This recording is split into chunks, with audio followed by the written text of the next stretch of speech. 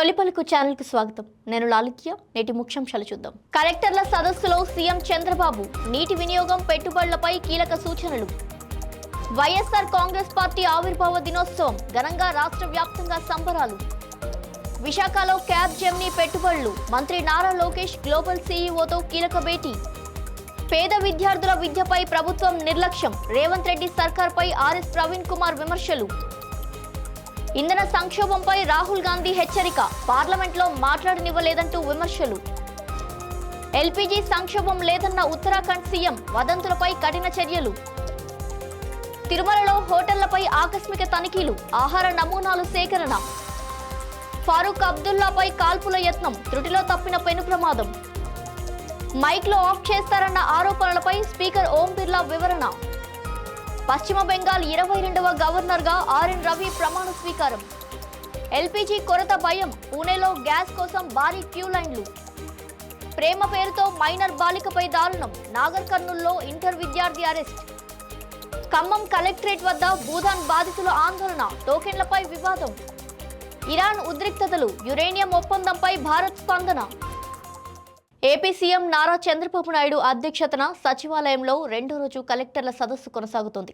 నీటిని సక్రమంగా వినియోగిస్తే ప్రయోజనం ఉంటుందని, భవిష్యత్ తరాల కోసం వనరులు కాపాడాలని సీఎం సూచించారు. పెట్టుబడులు, వైద్యం, సూపర్ 6 సంక్షేమ పథకాలు, విద్య, నైపుణ్యాభివృద్ధి అంశాలపై అధికారులతో చర్చించారు.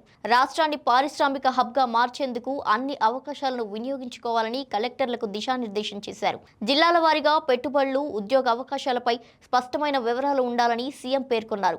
మధ్యాహ్నం సెషన్లో శాంతి భద్రతలపై సమీక్ష జరగనుండగా డీజీపీ, జిల్లా ఎస్పీలు హాజరయ్యారు. వైఎస్ఆర్ కాంగ్రెస్ పార్టీ ఆవిర్భావ దినోత్సవం సందర్భంగా రాష్ట్ర వ్యాప్తంగా ఘనంగా వేడుకలు నిర్వహించారు. తాడేపల్లిలోని పార్టీ కేంద్ర కార్యాలయంలో మాజీ ముఖ్యమంత్రి వైఎస్ జగన్మోహన్ రెడ్డి ముందుగా తన తండ్రి కాంగ్రెస్ నేత వైఎస్ రాజశేఖర రెడ్డి చిత్రపటానికి పూలమాలలు వేసి నివాళులర్పించారు. అనంతరం పార్టీ పతాకాన్ని ఆవిష్కరించారు. విశాఖపట్నం బీచ్ రోడ్డులోని వైఎస్ రాజశేఖర రెడ్డి విగ్రహానికి వైసీపీ నేతలు నివాళులర్పించారు. ఈ కార్యక్రమంలో కేకే రాజు, ఎమ్మెల్సీ కుంభ రవిబాబు తదితర నాయకులు పాల్గొన్నారు. అనంతపూర్లో పార్టీ జిల్లా అధ్యక్షుడు అనంత వెంకట్రామిరెడ్డి పార్టీ జెండాను ఆవిష్కరించారు. ఇక తిరుపతిలో భారీ కేక్ కట్ చేసి పార్టీ 16వ సంవత్సరంలోకి అడుగుపెట్టిన సందర్భంగా ప్రత్యేక సంబరాలు నిర్వహించారు.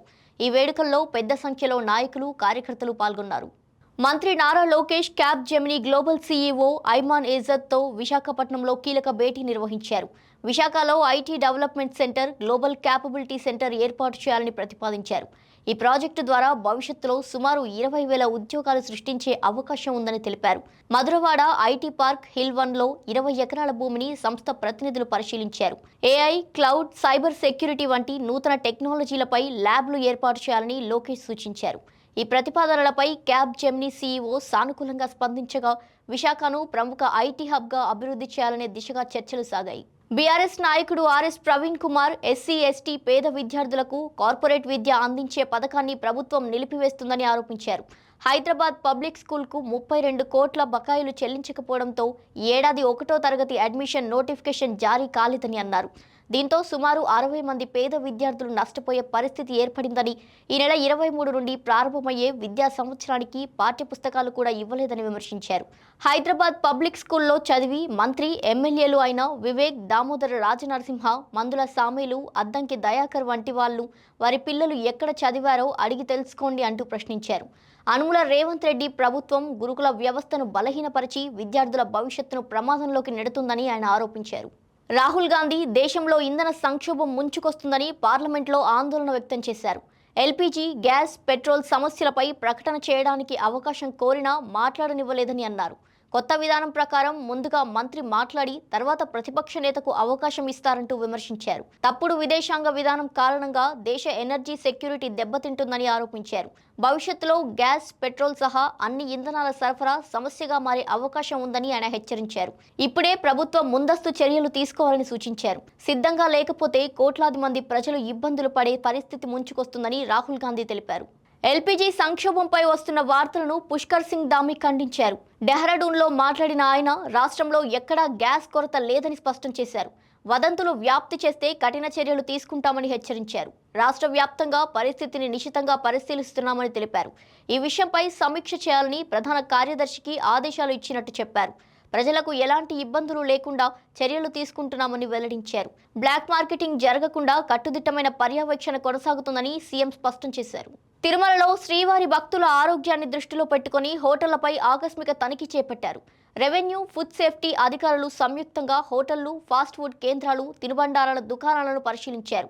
ఐస్ క్రీం, తాగునీరు, పాలు వంటి త్వరగా పాడయ్యే ఆహార పదార్థాలపై ప్రత్యేక దృష్టి సారించారు.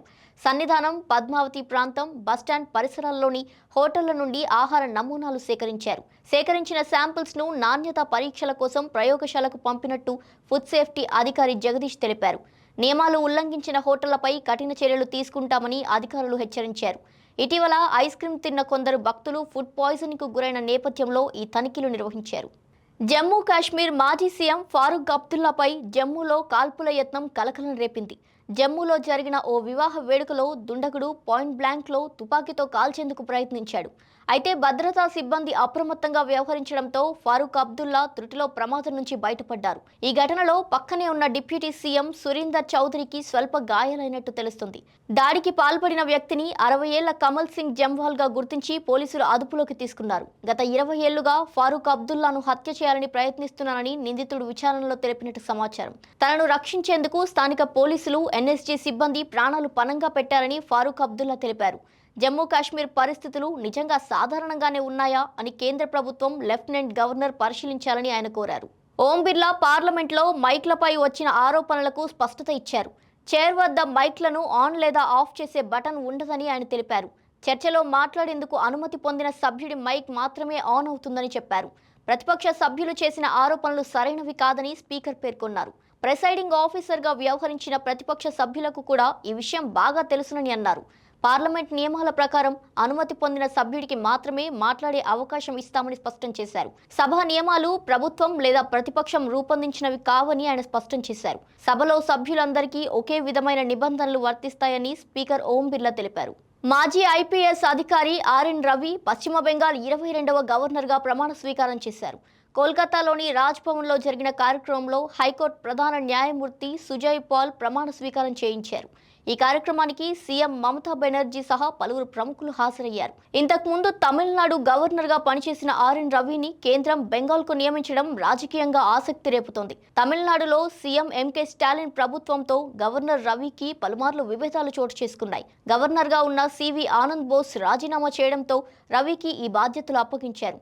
బెంగాల్లో ఎన్నికల వేళ ఈ మార్పు రాజకీయ వర్గాల్లో చర్చనీయాంశంగా మారింది. పూణేలో ఎల్పీజీ కొరత వార్తల నేపథ్యంలో గ్యాస్ ఏజెన్సీల వద్ద ప్రజలు భారీగా చేరుకున్నారు. ఉదయం నుంచే గ్యాస్ సిలిండర్ కోసం స్థానికులు పెద్ద ఎత్తున క్యూలో నిలబడ్డారు. దూర ప్రాంతాల నుంచి కూడా ప్రజలు వచ్చి సిలిండర్ కోసం వేచి చూస్తున్నారు. సరఫరా తగ్గిపోతుందన్న భయంతో ముందుగానే గ్యాస్ తీసుకోవడానికి ప్రజలు పరుగులు పెడుతున్నారు. ఏజెన్సీల వద్ద గంటల తరబడి నిలబడి సిలిండర్ కోసం ఎదురు చూస్తున్న పరిస్థితి కనిపిస్తోంది. ఎల్పీజీ సరఫరాపై స్పష్టత ఇవ్వాలని ప్రజలు అధికారులను కోరుతున్నారు. నాగర్ కర్నూల్ జిల్లాలో ప్రేమ పేరుతో మైనర్ బాలికను మోసం చేసి అఘాయిత్యానికి పాల్పడిన వ్యవహారం వెలుగులోకి వచ్చింది. తన మొబైల్లో అత్యాచారాలకు సంబంధించిన వీడియోలు, ఫోటోలు ఉన్నట్టు పోలీసులు గుర్తించారు. ఈ ఘటనలో ఓ మైనర్ బాలిక గర్భం దాల్చగా కొల్లాపూర్లోని ప్రైవేట్ ఆసుపత్రిలో అబార్షన్ చేయించినట్టు సమాచారం. బాలిక తల్లిదండ్రుల ఫిర్యాదులతో పోలీసులు కేసు నమోదు చేశారు. దీంతో సాయి కృప ఆసుపత్రిపై వైద్య ఆరోగ్య శాఖకు ఫిర్యాదు చేయగా అధికారులు దర్యాప్తు చేపట్టారు. దాదాపు 6 గంటల పాటు తనిఖీలు చేసి ఆసుపత్రిలోని స్కానింగ్ సెంటర్కు అధికారులు తాళం వేశారు. ఖమ్మం కలెక్టరేట్ వద్ద వెలుగుమట్ల భూదాన్ బాధితులు ఆందోళనకు దిగారు. కూల్చివేతల్లో నష్టపోయిన అసలైన అర్హులకు టోకెన్లు ఇవ్వలేదని సుమారు 400 మంది బాధితులు ఆరోపిస్తున్నారు. అధికారులు అప్లికేషన్లు ఇవ్వాలని సూచించడంతో బాధితులు కలెక్టరేట్ వద్ద దరఖాస్తులు సమర్పిస్తున్నారు. సరైన విచారణ లేకుండానే కొందరికి టోకెన్లు ఇచ్చారని బాధితులు ఆవేదన వ్యక్తం చేస్తున్నారు. ఇల్లు కోల్పోయిన వారు ప్రస్తుతం అంబేద్కర్ భవనంలో నివసిస్తుండగా అక్కడి నుండి కూడా ఖాళీ చేయిస్తున్నారని వాపోతున్నారు. పట్టాల జాబితాలో తమ పేర్లు లేవని, ఇప్పుడు ఎక్కడికి వెళ్లాలో తెలియడం లేదని బాధితులు ఆవేదన వ్యక్తం చేస్తున్నారు. ఢిల్లీ నుంచి కీలక ప్రకటన చేశారు విదేశాంగ ప్రతినిధి రణధీర్ జైస్వాల్. అమెరికా, ఇజ్రాయెల్ చర్యల నేపథ్యంలో ఇరాన్ పరిస్థితిపై భారత్ స్పందించింది.